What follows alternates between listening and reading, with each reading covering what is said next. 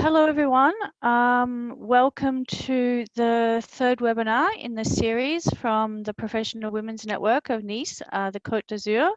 Let's just start off with a brief introduction into the Professional Women's Network for those of you who are not our members. So the Professional Women's Network is a group which is present in many locations around the world. Including Madrid, I know we have quite a few people from Madrid and Spain on the line. And they have different types of events, many in-person events normally, to help women, gender diversity, entrepreneurs and corporate, many different types. So during the COVID-19 shutdown, what we decided to do a month ago is to switch our meetings to virtual online meetings and try to have one every week to help our members to continue to interact with each other, to learn things and provide the sort of things that we normally provide in might be breakfasts, lunches, after works type of things. So this is what this one is. It's the third one, and we're very lucky to have Lucia from Telefonica, who is going to be talking to us about digital transformation today. She has many years experience in helping Telefonica with their digital transformation across the IT aspects, but also the customer experience aspects.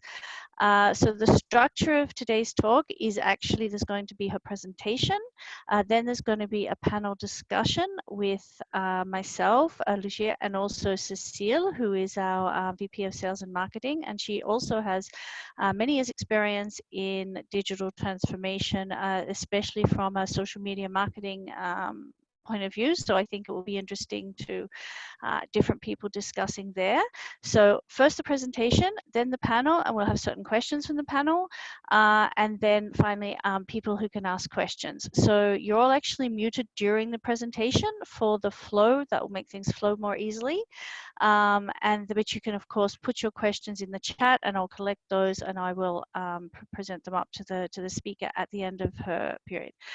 This presentation is recorded, so for people who would want to catch it, didn't manage to catch it, they'll be able to pick it up later off our site. So with that, thank you very much, everybody, and welcome, Lucia, to our third webinar in our Nice Professional Women's Network Côte d'Azur virtual webinars.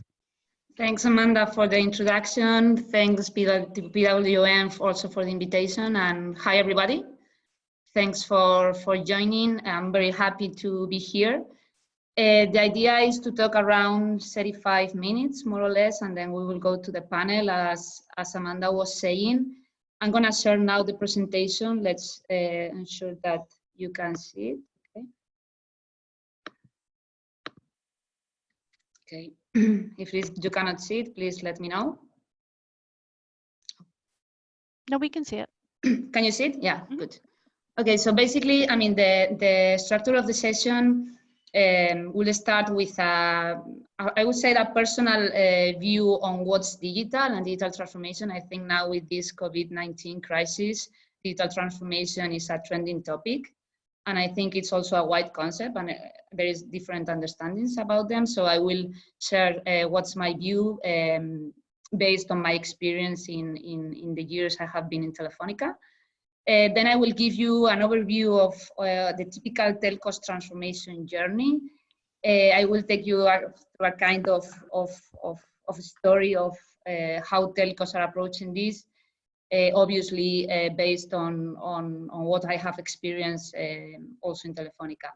The third part is more related on what's the role of customer experience in this journey. And I will end up with a summary of some of my lessons learned during these years, okay? So let's start. So what means by digital? As I said, for me, there is no a single definition of digital, nor an static definition. From a customer perspective, I mean, our perspective, as customers, digital is about receiving a great customer experience in the interaction that we have with a company. it's clear, I mean, that this is impacted it depends a lot on the customer's expectation and also on the customer's perception. But in general, and nowadays, customer expectations are very, very influenced by those companies that we call digital natives, as Amazon, Google, Netflix, Apple, that, by the way, are companies that have been created around the customer. So I'm not going to stop in all of them, but when we talk about digital, we talk about easy and simple interaction. We talk about transparency, about personalization, about feeling that the customers, we feel that the company cares about us and worries about us and hears about us. And then there is another dimension, that is the company dimension, that being digital means much more than just developing an app. That's important, but has to do with being ready to provide those differential customer experiences, okay? So it's more related to be a company that the customer is in the center of the operation, that is automated, so there are not a lot of manual repetitive tasks done by employees. It's about using the data effectively to take decisions and also being agile in taking decisions. So for me, digital is about customer experience, and this concept will change with the evolution of customer needs and customer expectations in the new context. And let me take you through a couple of telco specific examples that I will frame it in what we call the customer life cycle. That is what you can see on the top of the slide. There are the key steps that the customers are taking in the relationship with a company. And from there are what we call the moments of truth. So I'm gonna share you some examples. For example, when we choose a product as a customer, we want to have a good and a simple and a seamless experience when we are looking for a product in a web, in an app. But at the same time, we want to have also a simple experience when we are interacting with a shop agent when we are going to the shop. This is very similar as when we are going to an Apple store, for example. When we are buying a product, okay, for example, we are buying a handset, a mobile phone in the web, we want to know when we are going to receive the phone or when or where we have to go to pick it up. And even we want to check how is the purchase order going. This is the same experience that we are having with Amazon. And the third example, probably is more telco specific, is when we are having a problem with our fiber service, our internet is not working. So we want our telco company to solve that remotely if possible. But if the technician has to go to our customer home, we want to choose when he's coming. We want to know who is coming. And even we want to track the route when he is arriving. And this experience is very, very similar to the one that we have when we order a cab with Uber or with Cabify. So I think these examples are showing that telco customer expectations are influenced by the digital natives. But probably more important than that is that experience is not just the product itself, but it also has to do a lot with the service that we are giving to our customers. If we go to the other dimension, that is company, I mean, meeting customer expectation is very, very important for telco companies to increase customer satisfaction and to reduce the loss of customers. That is what we call churn. This is critical because the telco sector is in crisis. It's a very competitive and a very saturated market, and therefore companies have to put a lot of effort in protecting existing customers. And at the end, this implies huge transformation in all companies. As part of this transformation will allows to be more effective in the channels, in the way we interact with customers. It also implies being more effective internally thanks to automation, and this at the end leads to an opportunity on cost reduction and also on reinverting to increase revenues. And this is very important, not only for the customers, but also for our analysts and investors that needs impact on transformation to evaluate better telco companies. So at the end, the reality is that it's the only way to survive transformation for telco companies. And telco companies really needs a vehicle to drive that change. And this is what I call digital transformation. As I said at the beginning, there are many different meanings of digital transformation, but for me, it's a vehicle that allows us to meet three objectives. The first one is transforming what we are offering to our customers. The second one is transforming the way we interact and serve our customers. And the third one is transforming the way we operate and work internally. Many people links digital transformation just to technology. Of course, technology is very important because, for example, you need technology to develop your digital channels, the web and the app, to build that digital relationship with customers. You need software to automate processes and become more effective. But as you can imagine, in order to meet these three objectives in this customer life cycle that I was mentioning before, you require many, many other dimensions. So it's not only about technology. You need an holistic approach. You need commercial, you need marketing, you need customer experience, people. And this requires many, many employees involved, not only to take technological decisions, but also to take business decisions. And I'm gonna bring you two examples. During the presentation, I mean, I'm using, I would say, general concepts, but I like to go into some details with examples because I think it helps to understand a little bit better. It's something that I didn't mention at the beginning. So the first example is what we call self-management regarding the unsubscribing from a service. I mean, that's the ability to unsubscribe from a service from the web or from the app. Probably, I mean, you have experienced this. I mean, this is very easy to do, for example, with Netflix. With just one click, you subscribe. And easily with one click, you unsubscribe. How is this experience with a telco company? Is that easy to unsubscribe? No, obviously it's not. And what's required for this? You need a technological dimension. That means developing that unsubscribe functionality in the web, in the app, and make it available to use it. This is not a big deal. This is straightforward. But you also need the business decision to activate this functionality.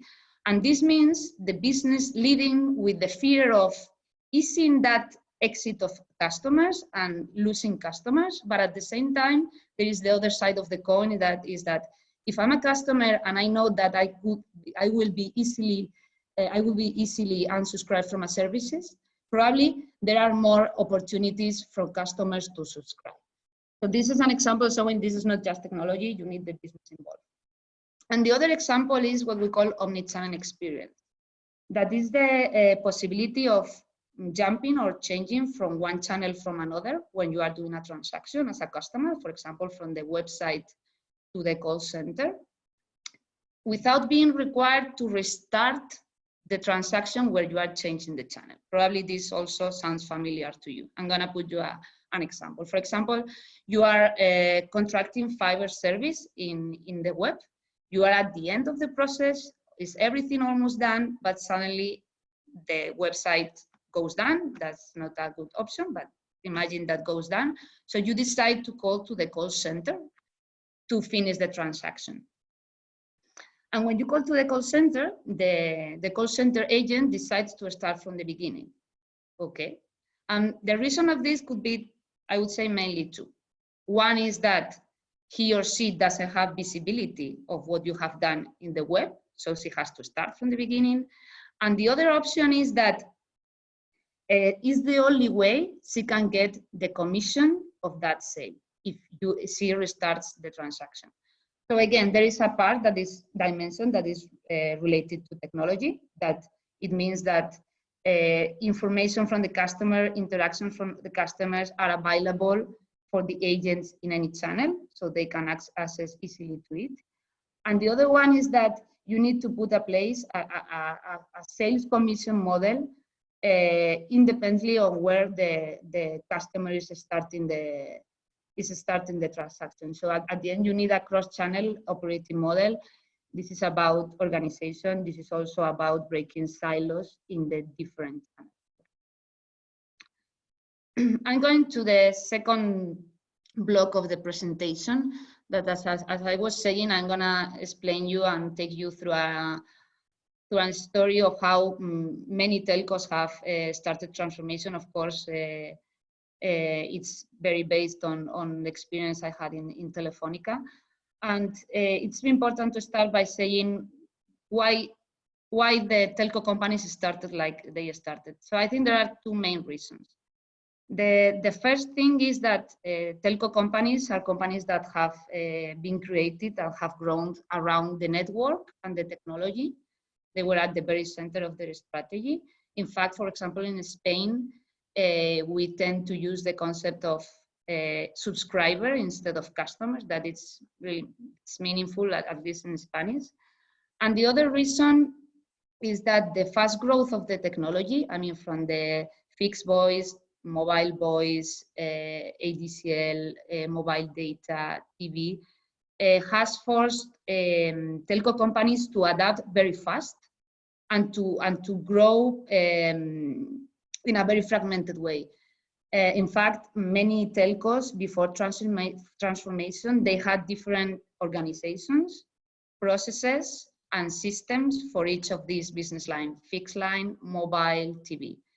And this implies a lot of internal complexity that at the end impacts on that customer experience that we are tending to deliver. Therefore, in Telefonica, I mean, we were very sure that we needed to solve that internal complexity in parallel of changing that interface with customers in order to provide that experience. So that's why we started transformation by IT. That in fact, IT is one of the most transversal functions around the company, and that was very important to start to approach that, to approach transformation in an holistic way. And the programs were focused on replacing all the core systems that were supporting the processes to manage our customers. So how we launch products to the market, how we sell and how we bill our customers, how we are doing the care when the customer has a doubt, when the customer wants to make a change, on how we attend them when they have a problem, and everything related to loyalty and retention. These were very big programs that we put in place. This similar approach was also put in place in other telcos, but I would say that Telefonica was pioneer on this. And it was also, I mean, many people in the organization aligned. We were changing processes, so business had to be aligned, and we also had empowerment from the CEO.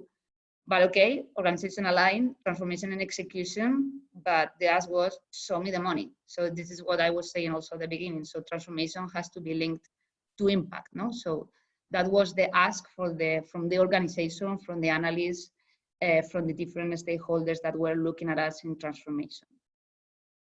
So the question was, what else is needed, no?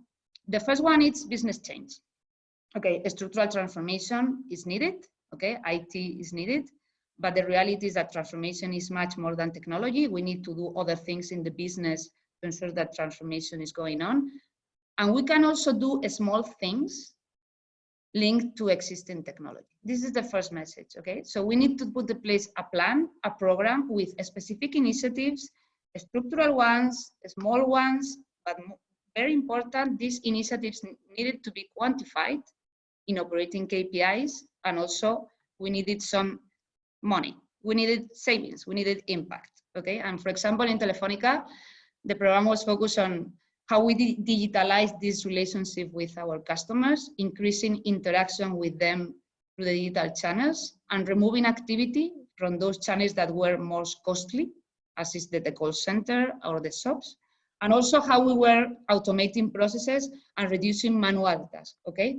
At the end, that was published to the market, but we published a plan of 1 billion euros efficiencies in 3 years for all the group. And we have already captured more than 600 million euros, okay? The other important piece is people. I mean, companies must understand that digital transformation is not a separate function doing things while the business is still running. Digital transformation is about transforming the core of our business, and therefore you need everybody involved in that.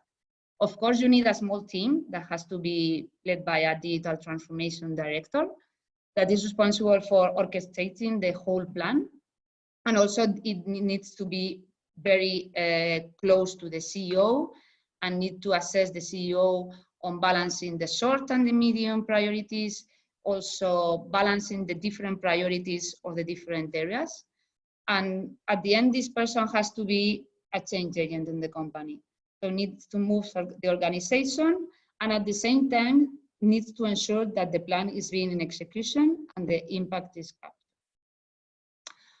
So the plan, as I was saying, for example, in my experience Telefonica, this was going well, but I would say some questions came to our mind during this transformation process.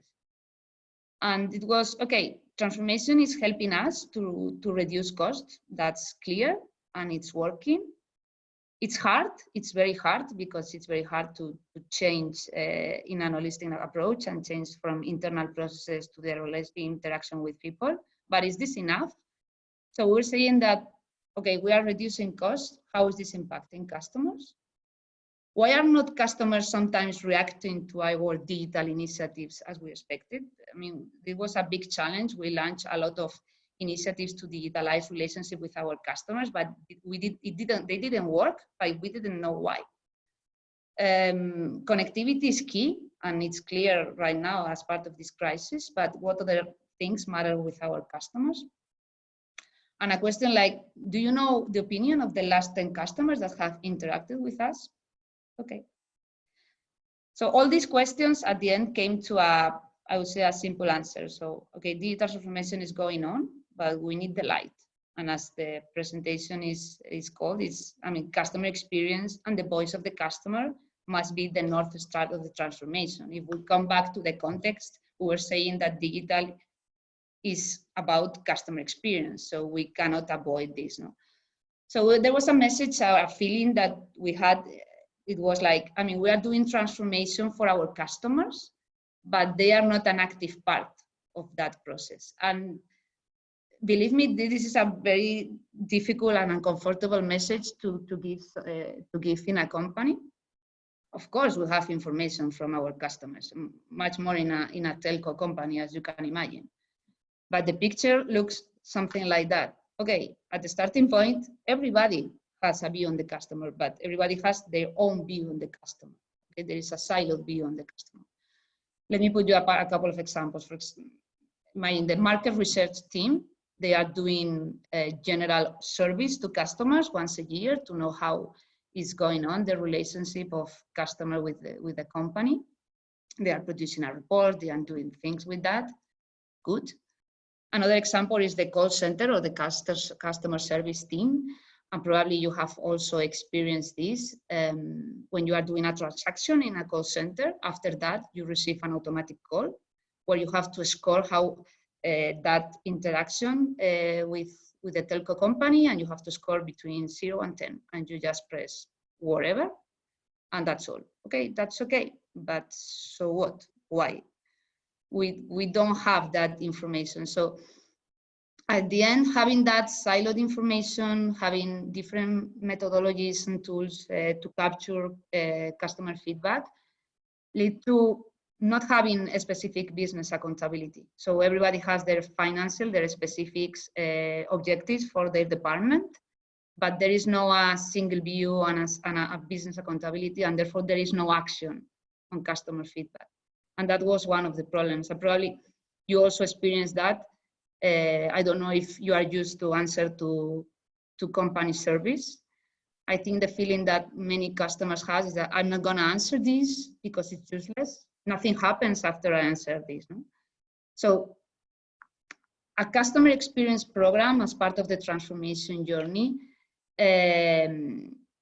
helps you to change this. Of course, you need the CEO vision and the C-level vision to move towards the customer and put in place this customer-centric customer. But there are things that helps on this journey. Helps to have a common methodology on the way you survey the customers in the different steps of the life cycle, having a common language on that, finding the best way to survey the customer so it doesn't require much effort for them to do it, for example. It's also about technology, of course. We are calling the customer feedback management platform because it's very powerful to get customer insights in real time, in an automatic way, but it's much more powerful to be able to visualize that information to the different levels of the organization. So this is not just a frontline problem. It's not just a problem from the people that are interacting with the customer in the call center or in the shops. It's a single customer view that is visualized to the different levels from the organization. There is an app on a web where from the CEO, middle management can see what customers have answered in the last service in real time. And this, it's only information, but it starts to move the organization. It starts to move the organization and start to create that accountability in the business that that is not just from the front line. Decisions are not only financial, start to be balanced with the customer feedback. So that's a big change. And at the end, I mean, methodology and technology, there are triggers of new ways of doing things. But at the end, it's about incorporating customer feedback in the decision-making of the company. And this is not just technology, it's not just methodology, it's culture. That's why you need the CEO really involved in the process. And what other thing helps also to have the top management involved? It's very important that the CX, the customer experience program, is linked to the company results and to the financial results. Many people think that customer experience is just a soft concept. It's about saying, I mean, this is experience and doing PowerPoints. But the reality is that if you are changing customer experience and you are transforming customer experience, this helps to company results. I'm gonna put you like a couple of examples. So the first one is, I mean, there are what we call the cost of bad quality.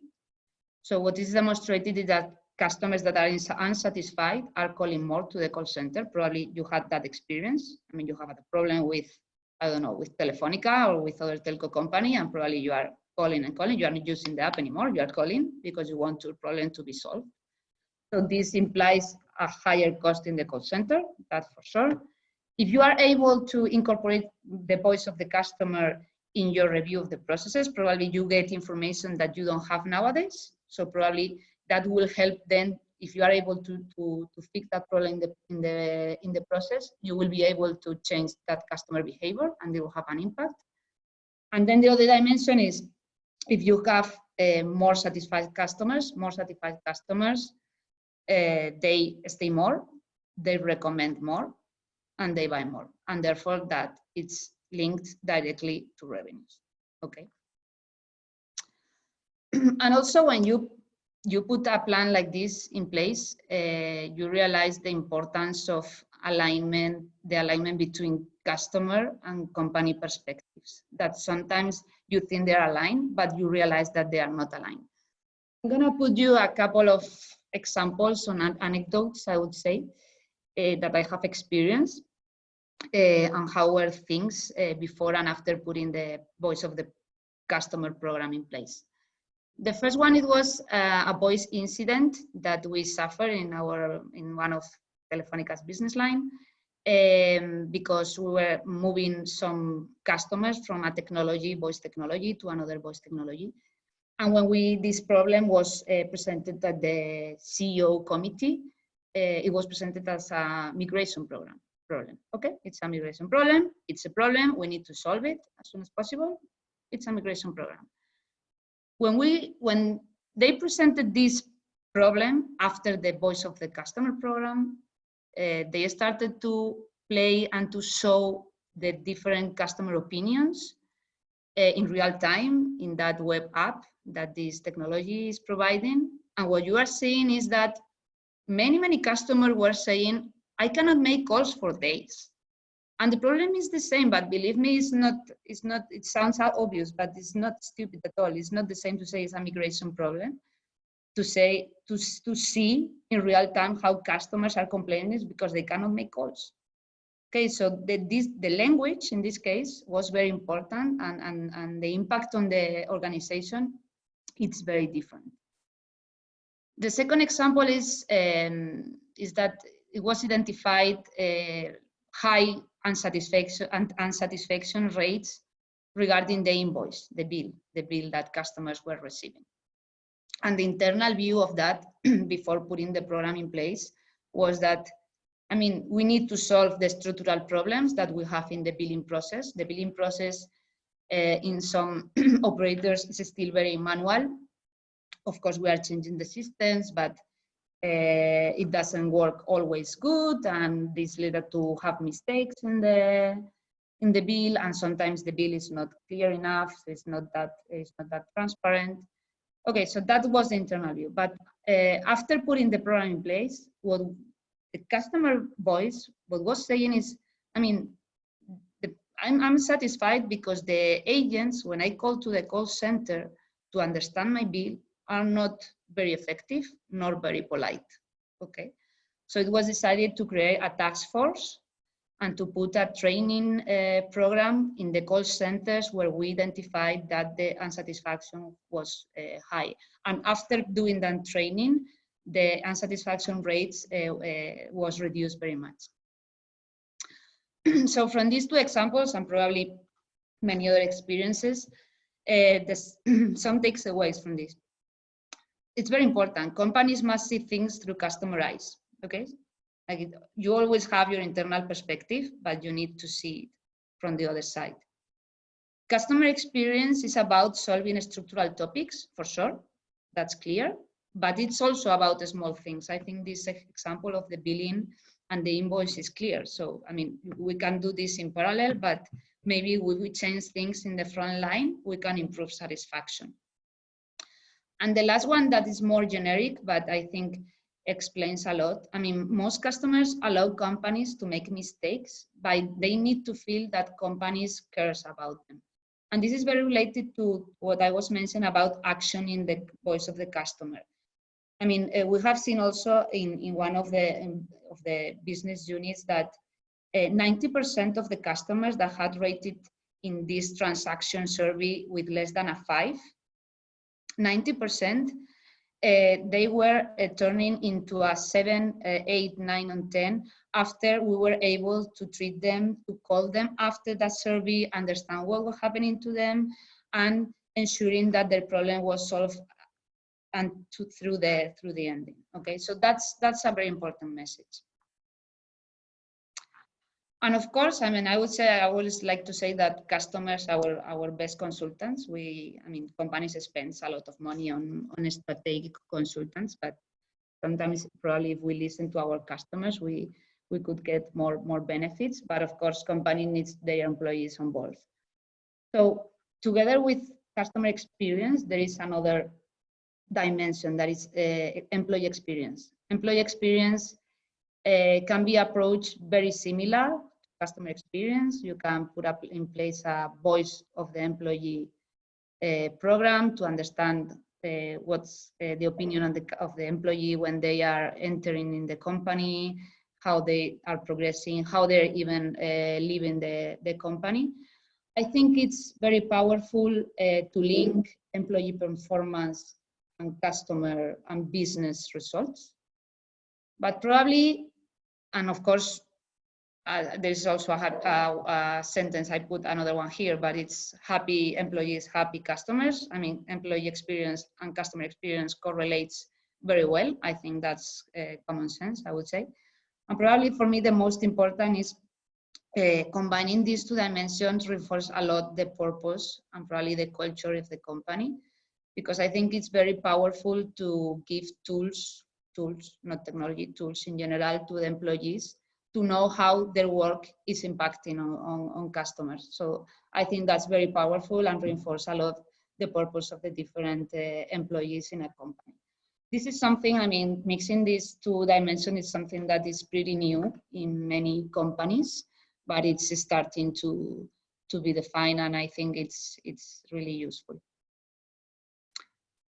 And I'm gonna finish with some of my lessons learned.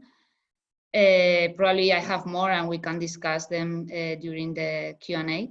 The first one is, customer obsession, vision, guidance, transformation. I think it's clear, it's key to be different, to differentiate in the market. Of course, digital transformation helps to reduce costs as a consequence of the transformation, and helps to improve and to improve the margin. But we need the customer to create value. Digital transformation is not just technology, as we have seen, but it's a lot about culture and people. CEO sponsorship is essential because, I mean, it's the only way to move organization and to change culture, and also because transformation is about taking difficult decisions. It has a lot to do with operating model, with organization, and therefore it requires that the C-level and the CEO are committed to do those changes, because if not, transformation will fail. Okay. Focus on fix the basics to provide seamless experience. What do I mean by this? I mean, I think it's very important. I say that transformation is not just someone doing and designing digital products. Of course, that's part of the transformation. But what is urgent in many telcos is to fix the basics, to transform the core of our business. And this way, I think we will be able to recover and to increase customer trust. And this will be the way to create more value with our customers with other products and services. But I think we need to do first things right, I would say. Transformation requires also, I mean, it's about, as I said, culture, people, but it's also about measurement and methodologies to generate impact. That's critical for the C-level and for the market, but I think for everybody. That's why digital transformation, they are change agents, but they must be work hand to hand with the finance and the people's team. That's important. And also increase test and learn approach. I mean, we started transformation with a structural IT change because we really think that there are not simple solutions to complex problems, but it's very important to combine the structural part with small things. Not only because, I mean, they will get impact in the short term, but also because it will reduce the fear of the new. I mean, I think big corporations always find an excuse not to try something new, and also to reduce the fear of the fail. Okay, that's something that also happens a lot in big corporations. So probably I have more. I have chosen this. I hope they are useful. Now we are going to the panel. So before starting, I'm going to start with the first question that will go to Amanda. As I said, digital transformation is a trending topic nowadays. And the question, and probably you can also ask ourselves right now, if COVID-19 is a threat or is an opportunity for digital transformation. And I have just taking two drawings that I think they are funny and show the reality of many companies. So Amanda, please, what's your view on this? Thank you so much, Lucia, and thank you also for your presentation. It was very informative, and people, if they would like to see it again, they'll be able to pick up on the recording. Okay. So I thought about this question, and I think that yes, you do have opportunities in the negative. I think it's important to acknowledge the negative. People are dying. People can't leave their house. People can't physically live in society and live the way that they've normally lived. And for vulnerable people, that could go on for a year or more until we get a vaccine. So, you know, it's important to acknowledge the bad, right? It's not, you know, it doesn't make sense to say, oh yes, but you know, it's all fine. No, it's not fine. It's a difficult period that we're going through, and we should acknowledge that. I think that, you know, people are losing their jobs, businesses are failing, and governments don't have infinite funds to back it up. We're lucky in Europe that, you know, Europe does have this social concept of looking after people, but it's not infinite. So that's the negative, which we're living, right? But if you also look at it, there's some positives, and I think this is where I've thought about it. I think the first positive is you have more balance in society. The realization from this is we're all in this together. if one person has this, the whole thing can start up again. It can be spread. So everybody needs to be taken care of, in a sense. Everybody needs to get healthcare. Everybody needs to be able to get vaccinated when a vaccine comes, because otherwise it just becomes a constant wave of this type of thing, which is not very helpful for society. And then there's also some other things in companies that are interesting. I saw this term that I hadn't seen before on LinkedIn probably a couple of weeks ago, and it talked about deurbanization. So everybody knows about, in all countries around the world, people have been moving from the countryside towards the city. The villages are emptying out, and this is actually kind of reversed that trend. I saw an article on Le Monde this morning that said that there's been a big uptake in people asking to buy houses in the country. So I think that at least for professionals, this has been the greatest experience in working from home. If you ever had a company that said, no, you can't work from home, it's too difficult. Yeah, well, that all just went out the window. That's gonna change. Yeah. Right, exactly. So there's this idea of professionals being able to deurbanize and to live maybe in smaller cities, satellite cities, so more country, not having this huge rush into the capital every day.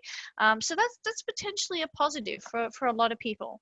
I think also that the governments are going to be localizing supply chains. Yeah, this could be.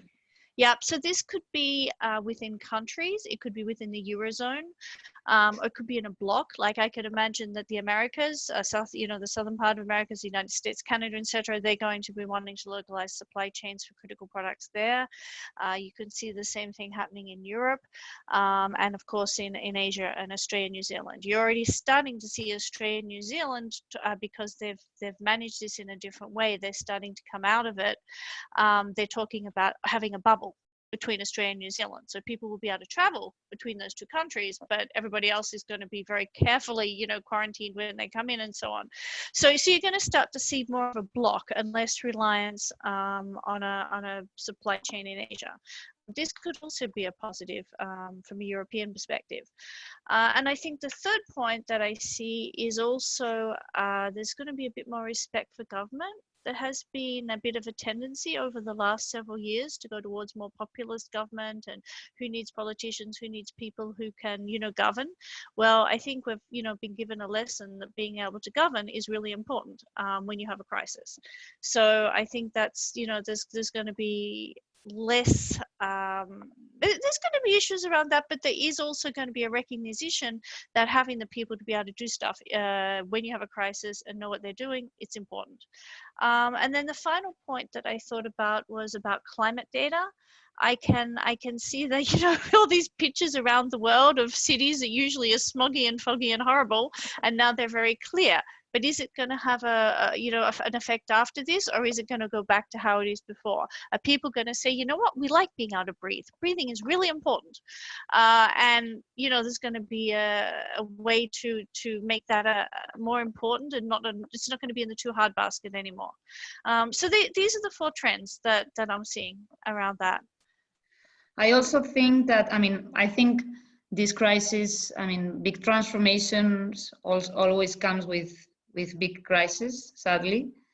I think I hope this makes us a little bit more human. I don't think we are not, but I think will make us more human in the relationship with customers. I think for telcos, this is an opportunity. I think it reinforces the importance of connectivity. I think it's the basic need for all kind of activities that we are doing nowadays. That's very important. And I think it will also mean a change on behavior of many customers. I think in companies like Telefonica and others, one of the challenges that we were having is that we have different types of customers. Of course, we have these, what we call the early adopters, that are those that are waiting for the technology and they are just wanting to interact with us by digital channels, but we have old people. No? So I think this had a huge impact on customer behavior, and this is something that, it will require the acceleration and digital transformation of many companies. And probably for those that are more progressed, that have already done this investment on technology, it will imply more, biggest acceleration in terms of changing processes and culture and everything we have discussed today. But for those companies that were lagging behind in digital transformation, they're required to protect some investment on technology, not only for the interaction with customers, but also to ensuring and to putting in place this digital workplace, because as you mentioned, that is going to be democratized in the society. And at the end, I'm very positive. I think, and I'm optimistic. I think it's an opportunity for everybody, but some companies will have to run faster than others in order to be prepared for this new world. So that leads in well to a question that we just had on the chat from Fatima. So thank you, Fatima, for that question. She's asking, how do we ensure employees are acting on customer feedback? Okay, I think, I mean, the most important one, as I said during the presentation, I mean, it's about having that CEO empowerment and that CEO vision that everybody has to be oriented to customers. As I said, technology plays a very important role. So having that single customer view that is available for the different levels of the organization, it's a trigger that moves everybody in the organization. But it's not only about technology. For ensuring business adoption to technology, you need methodologies. And therefore, there is one part of the organization that are the front line, that are those people that are interacting on the daily basis with customers. So methodology has to be put in place to have routines, to review customer feedback, to be able to act and close the loop with the customers in a daily basis on that. But there are also many things that cannot be solved in that front line. And therefore you need a central team, a CX central team that are responsible for, I would say, prioritizing all that customer pain points around the organization and ensuring that they are prioritized versus other financial or other internal objectives. So it's technology, is CEO empowerment, but of course it's methodology to ensure action on customer voice. Thank you. And another question that I had is about where you mentioned the really important interaction between the customer experience and the employee experience. Yeah. Because, happy employees tend to treat customers nicely, and you have happy customers. So can you elaborate a little bit on what you mean by culture? Probably I mentioned culture a lot of times during the presentation, but I didn't define it. Probably it's because it's not very easy.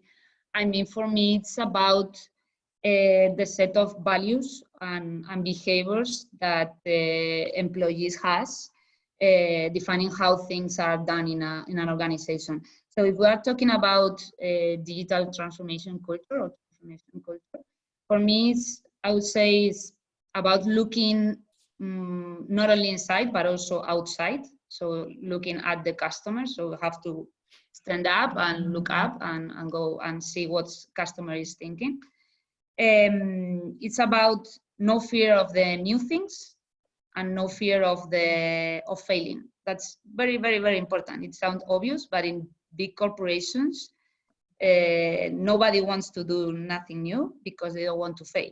And that's why the test and learn approach with a methodology, of course, is very important, because it's a way of reducing fear and trying and testing and ensuring that nothing happens.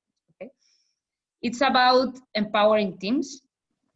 So, and empowering teams and also identifying those peoples that are going to be aligned with the transformation. And the reality is that not everybody wants to change.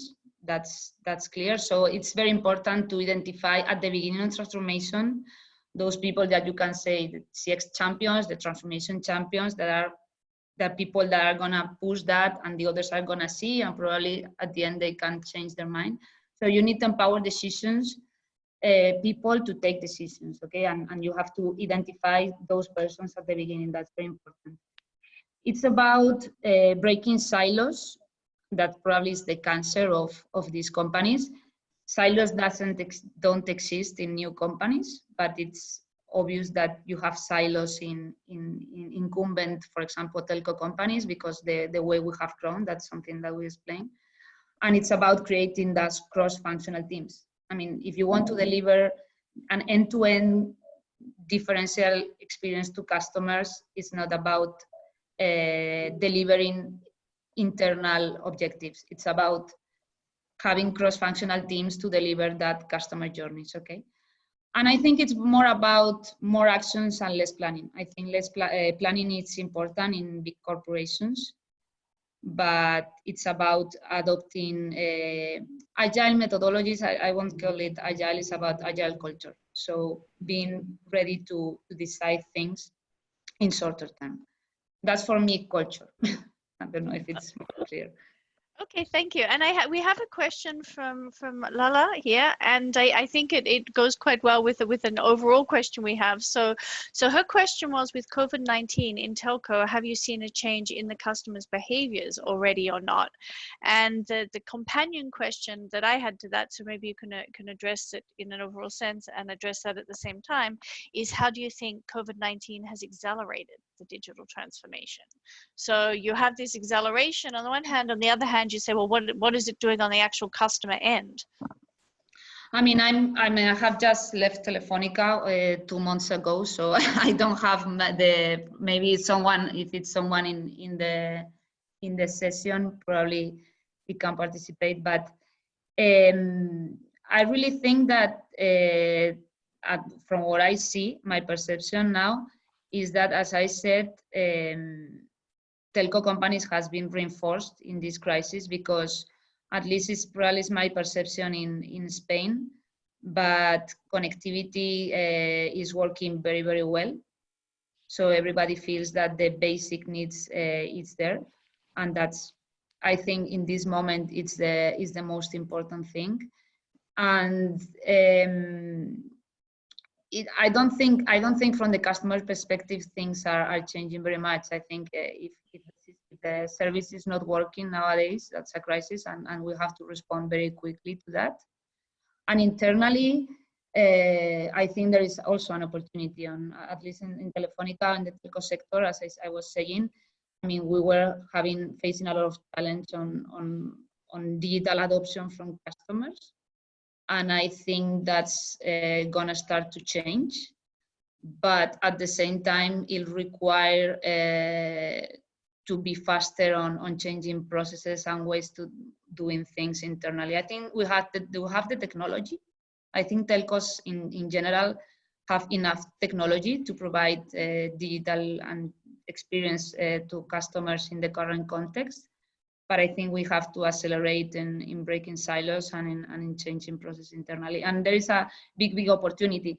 And if we really focus digital transformation from the customer perspective and the customer experience, as I said at the beginning, it will be everything about what customers are demanding right now. That probably is a much more digital experience. And I think this is going to happen not only in the telco sector, but also in other sectors, for example, healthcare. There is a huge opportunity on digitalizing experience and relationship with customers. Mm-hmm. So it's a good opportunity for me to move over to Cecile, because she has a perspective not just on large customers, but also a range of customers in her consulting business that she provides communications and marketing services for. So Cecile, first question for you is in your sector, how do you see this acceleration caused by COVID-19? And then I'll ask you another one about the practices. Okay, well, I think obviously everyone has been shocked about what's happening, but this is a great opportunity to actually start your digital transformation if you haven't started it yet, and be present on probably one social media only, because if you haven't done the digital transformation, it can be very overwhelming. So I think COVID-19 has been obviously a shock for everybody, but at the same time, there's always something very positive about difficult situations. So I think it's absolutely perfect time to actually start your digital transformation. So yes, this is an opportunity. In fact, one of the things that I thought was interesting is that, you know, at the start of the year, the bushfires in Australia were the biggest news. Yes. So what happened from that? Now we've all forgotten about it because, you know, COVID-19 has taken over everything. But one of the things that happened from that very, very quickly is that people stopped traveling to the countryside because of all the fires. So there was a group that was set up in Australia called Buy from a Bush Business, and it was essentially letting little companies all in the countryside that people couldn't get to go online on Facebook and just advertise their products. And very quickly, this went from nothing to 200,000 little small companies all accessing, and people were happy to buy from them because they wanted to help the people in the countryside who were suffering. And at the same time, it gave these people access to markets that they never would have had access before. And I was very impressed by this transformation. And I wonder, you know, are we going to see the same thing in France? Are we going to see all these little companies all over the place that have had to change? They used to do things in an old-fashioned way, and now suddenly they're going to be online and actually accessing different markets than their local markets. Yes, actually, lots of companies today are dying because they haven't done their digital transformation, and they've lost so much money, or they actually completely disappeared the last few weeks, which is really a shame because, you know, they could still survive. And I've had a great example today about a small shop 30 kilometers away. I know the owner very well, and she never started her digital transformation. But suddenly she's realized, well, actually, if I still want to sell my products, I need a website and I need to be there. So she started taking pictures of herself wearing the clothes, and she created her website, and I received a text message today saying, there you go. So you can go and buy her stuff online. Okay, it took her a long time to do it. She's probably spent 6 weeks, you know, worrying about this, but she's done it, and this is amazing. And I'm sure everybody will do this. I wrote an article last week saying that, you know, each of us, there's at least 5 companies, small companies that we like very much, or more than that. Why don't we each take a step and say, well, I'm going to write something about one company that I like once a week, twice a week, or more than that if you can. So I'm starting this week because, you know, I wrote the article, I need to do it as well. So I'm going to talk about 3 companies that I like very much. And one of them she started her business actually 3 weeks ago. So she's never made any money so far because she's providing her service for free. There are many things that you can do at the moment. You have to be very careful in how you do it. But I think that you have to get out there. You have to choose one social network and start creating content for it. You shouldn't make it too hard for yourself because it can be very overwhelming. But I think it's important to be there and start talking. I think it's the best time to start talking about your story. Why are you passionate about what you do? Why are you passionate about the products you're selling or the service you're selling? This is what people want to see. But you have to be careful not to be salesy. I think the last 45 days or more for some countries, we have been grieving, and we're going through the 5 or 7 stages of grief. And these stages are very important. So some people are in shock, others are already crying a lot, or others are being resilient. There's so much happening. But if you are being too salesy, then you will come across as being completely uncompassionate, unkind. So you have to be very careful. I would say that the best thing to do is to remember that people buy from you when they know you, they like you, and they trust you. Yeah. So how do you achieve these 3 steps? These 3 steps are achieved by content creation strategy. Create a small strategy and then create content that shows who you really are. you can't lie on social media, despite what lots of people think. You can't really. Yes. And that's also about experience in the Yes. interactions with the company. So I think it's. Yes. Yeah, I see this in large companies as well. You know, if at the start of the crisis, if the message is, "Oh, we're in a horrible crisis, please buy our products," then yes, you can't do that. You can't No. do that at all. that's not going to get people to be No. so keen. Which leads No. into my other question for you, which is, and I'm sure we all have some funny stories to tell here. But what do you see as the good and bad practices that have been intensified during this crisis? Well, so the good practices are those, all the companies, small companies who actually started getting there and starting to do live sessions. And I find that amazing because this is the hardest to do, a live session. I mean, I still don't do live sessions on my social media networks. So I'm quite impressed with that. What is bad practice, I would say, is to try to sell, pretending that nothing has happened. Also, I see quite a lot of people who actually, you can see that they don't understand there's a protocol on social media, despite what people seem to be aware of. You don't take your ad and put it on all the groups that you know, or put it on all the pages that you know, without prior consent, because what does it say? I mean, you have to always, it's kind of, make it as an image. Imagine that you are on your page, you've got 10,000 people on your page, you post something, and then suddenly somebody goes into the comments, and this happens a lot. It happened to me last week. And then somebody goes and put their ads inside the comments so that, they're hoping that everybody can see it. You see that more and more these days. What is it going to say about your company, yourself? It's not going to give you a good image. It won't.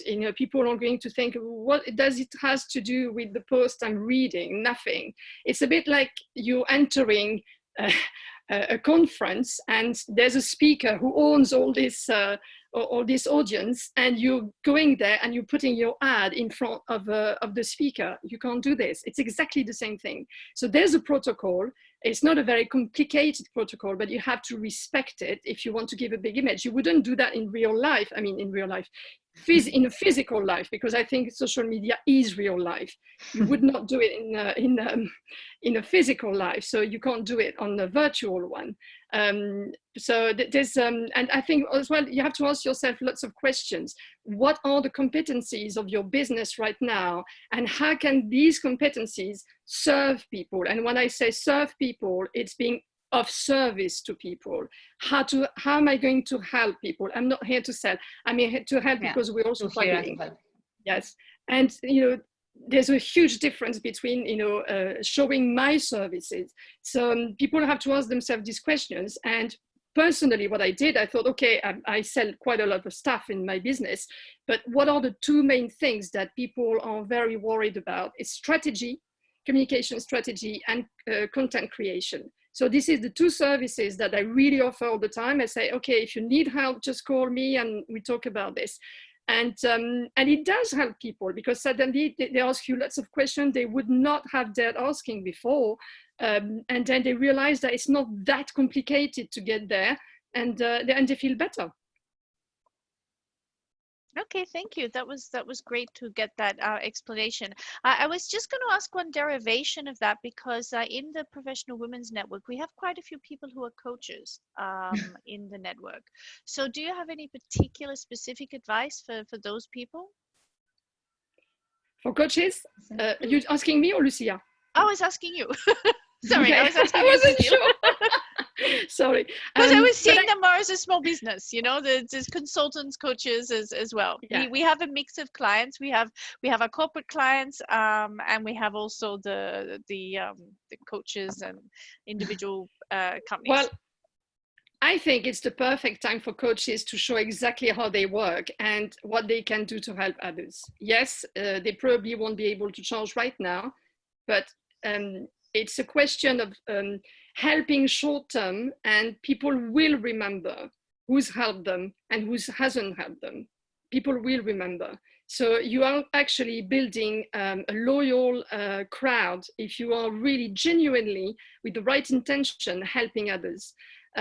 So I think coaches are very needed, because also the word coach has been used in many, many, many various ways. So I think there's a little distrust sometimes about coaches. So if you get out there and show exactly what you can offer people to help. For example, I know someone who, well, she considers herself a coach. She actually shows every day, she does very short live sessions, and she shows how to massage yourself. And she does it with lots of happiness, and she gives lots of tips, and you know, it's always different things, but it's very helpful actually. And you actually start thinking, well, I understand why I would go and see her. This is not the only service she provides, but this is one of the things. And I find that very interesting. So I think coaches should actually get out there. If you can't do live session, no problem. You can just, you know, do short videos, or take pictures and explain, write it down, explain clearly how you can help people. And I think this is the best way actually to show what you provide, how you can help people, and then people will remember that. Okay, great. Thank you so much. So do we have any other questions from people? Put in the chat. I'll give a few minutes for people to just put some questions up, and then I'll bring them out.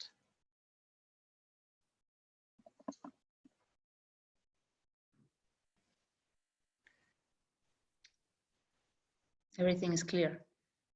Everything's clear. That's a good presentation. Well, it was very interesting, Lucia. Yeah, thank you so much. I was just joking. Just joking. No, but I loved it. I loved your presentation. Thank you. So then let's just go around, and any last words from Cecile and from Lucia. So Cecile, let's start with you, and then we'll go back to Lucia. Well, I think, you know, I would say don't stay on the stress of the situation. It's very scary. It's there's lots of information everywhere that can be very difficult to get through. But just get out there, trust yourself, and start with one thing, just one thing, and then you know, build on it. But don't lose touch, don't lose contact with other people. You know, when they say social distancing, I would say it's not social distancing, it's physical distancing. Social distancing would mean that we're not connected to each other. We are better connected to each other than ever. I think it's, you know, I've never seen something like this. You know, we discuss things together on Zoom many times, which, you know, most of us wouldn't do. So get out there and do it. Yeah, I think it's a really important point you brought up as well, which is to take a step, because Yes. it's so easy when you're in a complex situation, an unknown situation, and you know, this is unknown for everybody. We're all in, you know, we're all in a completely new world and trying to figure out how to navigate it for our families, for our children, for ourselves, and it's very easy to get stuck and just say, oh my gosh. So Yes. one of the good things you talk about, you know, from a business perspective and from a personal perspective, is to say, okay, what small step can I make today? And maybe it's only a very small step, but that's okay, because that's how you get to where you're going, by taking lots of small steps. Exactly. Just do it. So now there's another comment on the chat. So it's from Lala, which says, you know, maybe COVID is worldwide, so everybody is calling. So it's, in fact, it's a linking rather than, so not a social distancing. And it's true, this is a, you know, you obviously have crises around the world where you might have a war or something. You know, in our generation at least, that has always been localized somewhere between some groups of people. This is a worldwide situation. The only thing I can think that's comparable to being a worldwide situation is the situation with climate change. But of course, climate change is not the same everywhere either. It's different, whereas this is actually the same everywhere, which cycles back to the comments that I made at the start, which is that it's a balance in society, because it's everybody together who is in this. It doesn't matter who you are, you have the chance to catch this. And So that makes a difference. I think it's really a fundamental difference that the world is going to face as they come out of this. It is actually comforting that we are not isolated. We are going through the same things together. And, you know, if we actually put our minds to it, we can really help each other. And this is the positive thing that we should take from it as well. Absolutely. Lucia, you're dying to jump in there, so off you go. No, I was saying, it's a message I gave before. I think this crisis is going to make us more human. That probably sounds a bit bad, but it's yes, it's true. And I remember a slogan that Telefonica's chairman used to say was, "We are humanizing technology," and it didn't have any meaning, but now it has. So yes. Don't fear technology, because it's going to be part of our lives, and now it's very, very important. And also be confident that there are many, many companies in different sectors that have been working on this for years, and I think it's the opportunity for them to show the value. And I think they are there for hearing us and caring about us. So I think it's an opportunity. Definitely. Okay, well, any more? I'll do one last call for questions, and if we don't get any, then we can close the call. So anybody out there, please, you know, don't hesitate to put a question on the chat, and we'll happily answer it for you.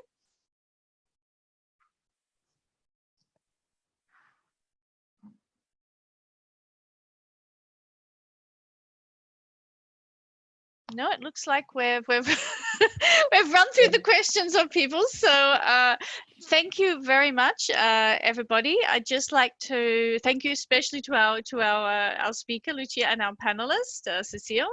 It was great to have you here. Thank you for your time and your contribution.